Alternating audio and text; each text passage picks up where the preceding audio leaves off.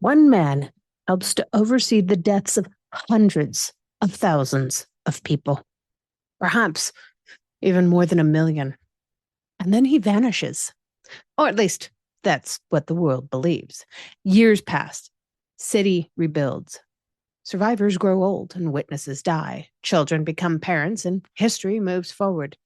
And one of the most wanted men in all of Europe goes to work every morning, eats dinner with his family every night, and signs documents with his real name. There's no secret identity, no elaborate disguise, no hidden mountain fortress, just a man waiting for the past to catch up to him. And today, we follow the extraordinary story of that man, a man who spent years escaping justice, months defending himself, and only hours confronting the truth. This is History Happens. Stick around for the whole story.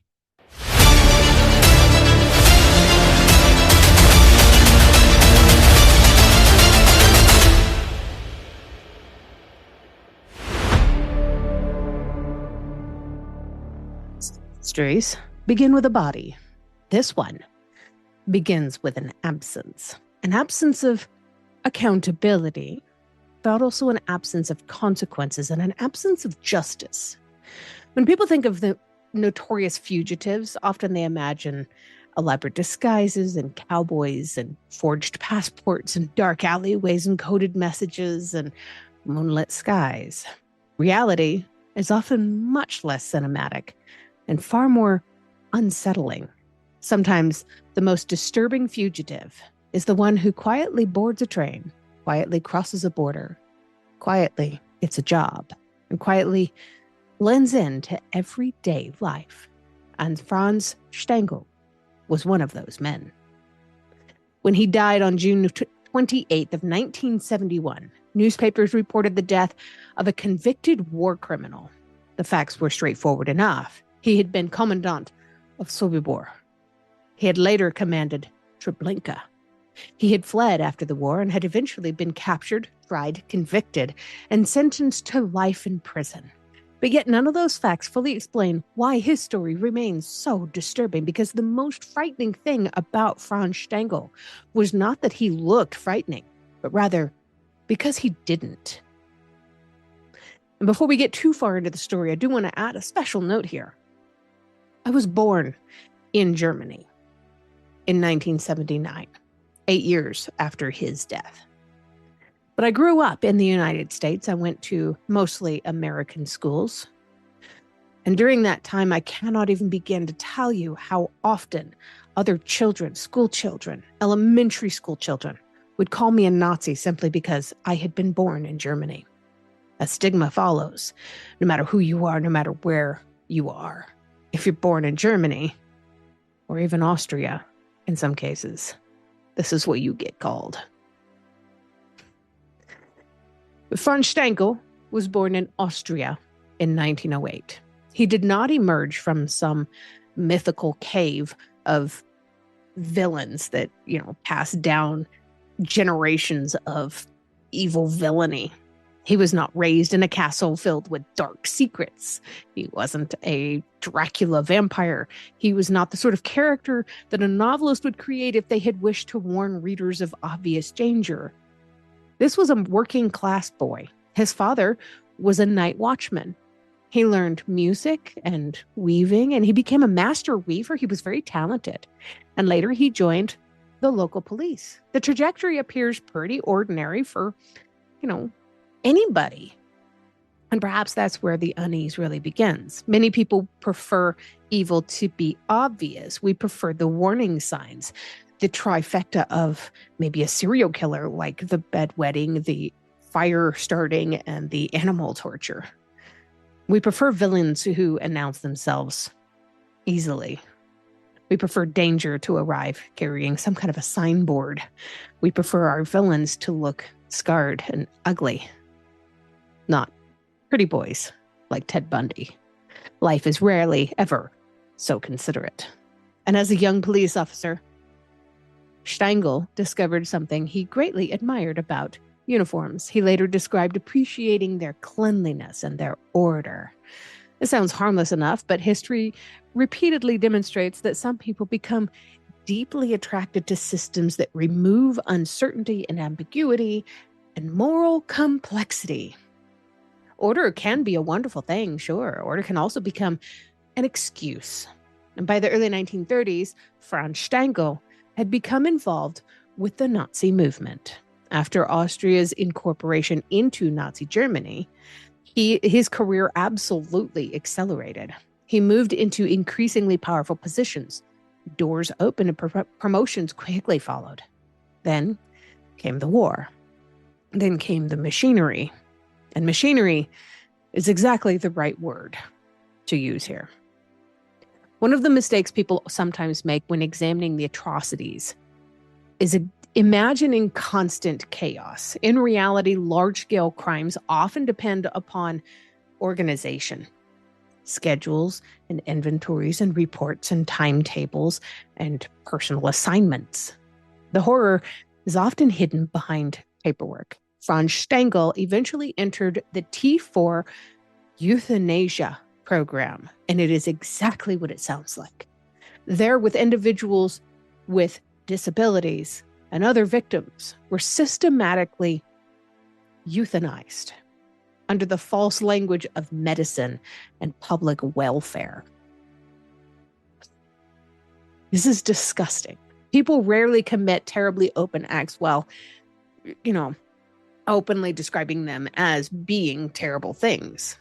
And the language becomes softer when you put it into certain words. The paperwork becomes cleaner. The victims become numbers, statistics, and the conscience becomes much quieter. By the time Franz Stangl arrived at Sobibor in 1942, he had already become accustomed to participating in systems built upon, let's call it, dehumanization. At Sobibor, he was appointed commandant. The camp's purpose was extermination. It was an extermination camp. It wasn't imprisonment or relocation, but extermination. Witnesses later remembered him for an unusual reason. He often wore white clothing, a white lab coat. And you will see a photo of this man in his white lab coat and his black pants and black, long, tall boots in the credits of this episode today. It's disturbing. In an environment that was defined by terror, this image remained unforgettable. Prisoners gave him the nickname of the White Death. It sounds like something invented by a novelist, but reality often creates symbols far more chilling than fiction. Under Stangl's administration, approximately 90,000 people were murdered at Sobibor in only a few months. I can't call it extermination. This was murder. And then he received a promotion. That statement is difficult. 90,000 deaths and this man gets promoted. Those two facts existed together. One caused the other. The promotion sent him to Treblinka. Treblinka was already functioning as a death camp when Franz Stangl arrived. But it was plagued by disorganization, with accumulating bodies. The operation was slow and confusion did threaten the efficiency of this death camp. Stangl was brought in to solve these problems for Treblinka, and he did. That sentence may be among the most horrifying things that I have ever said on this podcast. He solved the problems. He organized procedures. He improved their systems. He increased the efficiency. Basically, he accelerated the killing. One survivor later described how Franz Stangl transformed the camp into a more effective machine for death. Imagine hearing praise for efficiency and understanding that efficiency meant more people dying faster. At Treblinka, Stangl reportedly took great interest in appearances. So paths were improved and certain areas were landscaped and flowers were planted. How nice. Flowers. It's difficult to absorb that detail in the middle of all this horror. Human beings we possess an extraordinary ability to compartmentalize reality. I've had to survive from pretty horrific things myself, but still, this is hard to compartmentalize. A person can admire flowers while participating in mass murder back in World War II. Who is this guy? A person can discuss administrative improvements while he's also overseeing catastrophe. This one man can smile while standing at the center of unimaginable suffering. This is disgusting. Years later, when interviewed, Stangl admitted something that was quite revealing. He said he came to view the victims as nothing more than cargo. They were not individuals or people or families or even children, but cargo. That single word may explain more than volumes of psychological analysis of this man. Once people became cargo, anything becomes possible. And then came 1945. Germany collapsed. The war ended. Hooray. The camps were liberated, and countless perpetrators suddenly faced a terrifying new possibility. Oh no, accountability? Say it isn't so. So some were captured immediately, but others, like Franz Stangl, vanished, or so it appeared. He escaped detention, and he traveled through networks now known as rat lines, for good reason. It's a very appropriate name, don't you think? So he had passed through Italy. He spent some time in Syria. Eventually, he settled in Brazil. This is quite the journey. But now comes one of the strangest parts of his entire life story. He was not living as a master criminal, hiding beneath layers of false identities. He got a job and he worked and he raised a family. He got married and had children. He participated in ordinary everyday life. And astonishingly, much of the time he used his real name. He still went by Franz Stangl. One of the most notorious former commandants in Europe spent years living relatively in the open. Years became more years, and more years became 16 years. The world, of course, changed around him, and he was there to experience it all. United States presidents, of course, came and went. Children were born. Cities expanded. And yet Franz Stangl remained free. And that raises a question historians still discuss today. How does someone connected to crimes of such a huge magnitude remain beyond the reach of justice for so freaking long? Part of the answer lies in the immense chaos following World War II. Part of it lies in bureaucratic failures, sure. But part of it lies in simple human limitations, too. And part of it lies in a truth that many people really don't like, so they don't want to admit to it. Finding justice is often harder than committing injustice. I will never have justice for what happened to me, and so many people in World War II never truly got justice for what happened to them. But then came the breakthrough. Nazi hunter Simon Wiesenthal helped to track him down. And if you've never had a chance to read any of Simon Wiesenthal's books, you are definitely missing out. I have several on my bookshelf right there. I can see them from where I'm sitting. I used to work at the Museum of Tolerance in Los Angeles, and I specialized in the Holocaust exhibit. So this is definitely a passion of mine.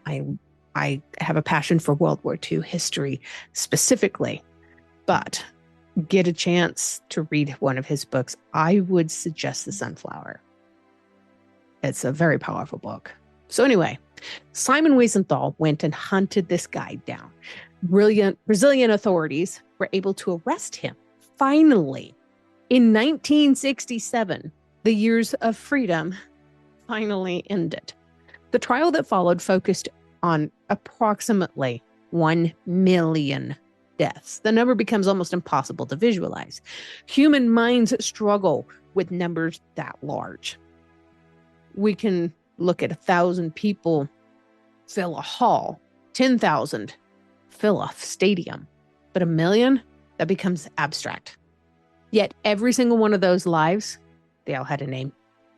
They had a family. They had parents and history and a future that was taken away from them. The trial stripped away excuses, one by one. Franz Stangl repeatedly insisted that he had merely done his duty. It was an argument heard many times after the war. Many said that they were just doing what they were told, duty and orders and responsibility belonging to someone else, and obedience. The language might have varied, but the destination remained the same. Distance from guilt. In December of 1970, the court convicted him and sentenced him to life imprisonment. I feel like that was getting off a little bit easy, but okay. For many survivors, justice had arrived painfully late. Many had already died. For others, no sentence could ever balance what had been lost. Entire families wiped out. Yet something remarkable happened afterward. A journalist named Gita began interviewing him extensively while he was there in prison. Hour after hour, conversation after conversation, question after question. She was not looking for sensational headlines. She wanted to understand. She didn't want to forgive him. And slowly, very slowly, something began to change. His defenses started to weaken. The rehearsed answers, they cracked. The certainty faded. Then came a moment that remains one of the most extraordinary exchanges ever recorded with a convicted war criminal. For years, Franz Stangl had insisted his conscience was clear. "My conscience is clear," he said. "I was just following orders." But then silence entered the conversation, and silence can be terribly powerful. Faced with questions he could no longer easily evade, he finally said something different. He acknowledged his own guilt. Not completely, not elegantly, and not heroically, but unmistakably. He admitted that he shared responsibility. He admitted that he had been there. Sometimes the most important confessions consist of only a few words. But this admission arrived decades late. It arrived after immense suffering by millions of people. It arrived after countless opportunities to tell the truth. But it arrived. And 19 hours later, Franz Stangl died of heart failure in prison on June 28th of 1971. The timing feels almost literary. But it was real. One day he finally confronted the truth, and the next day he was gone. He died. And so we arrive at the final mystery. Not whether Franz Stangl was guilty. That question was answered time and time again. And not whether he escaped justice for too long, because he most certainly did. The real mystery is how ordinary people convince themselves that responsibility belongs to someone else. "Oh, it's not my fault. I was just doing what I was told." History is filled with individuals who command and commit terrible acts because they believed somebody above them had made the decision. Some blamed governments. Some blamed commanders. Some blamed their circumstances. And some blamed duty. But every decision still passed through a human mind. Every action still required one human hand. Every system still depended on human participation. History happens because of choices. Franz Stangl's story endures because it forces us to examine an uncomfortable truth. The greatest danger is not always hatred. Sometimes the greatest danger is detachment. Sometimes it's ambition. Sometimes it's a decision to stop seeing people as people. And that's how cargo replaces humanity. That's how conscience grows quiet. That's how ordinary lives become extraordinary warnings. And perhaps that's why the story still matters so much today. Not because Franz Stangl was unique, because he certainly wasn't. What do you think is the more dangerous force in history? Fanatic belief, or the willingness to stop questioning what you are asked or told or commanded to do? How many disgusting people are out there doing exactly what they are asked or told or commanded to do, and dehumanizing so many others?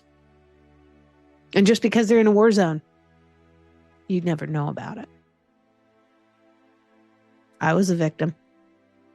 For those of you who don't know, I'm a survivor of human trafficking. I was dehumanized by people who were asked, told, or forced to do so. They didn't have to. You always have a choice. You also have a choice to stand up for somebody else. But too many people won't. That's where I'm going to end the story today. I just can't go any further. Thank you for watching.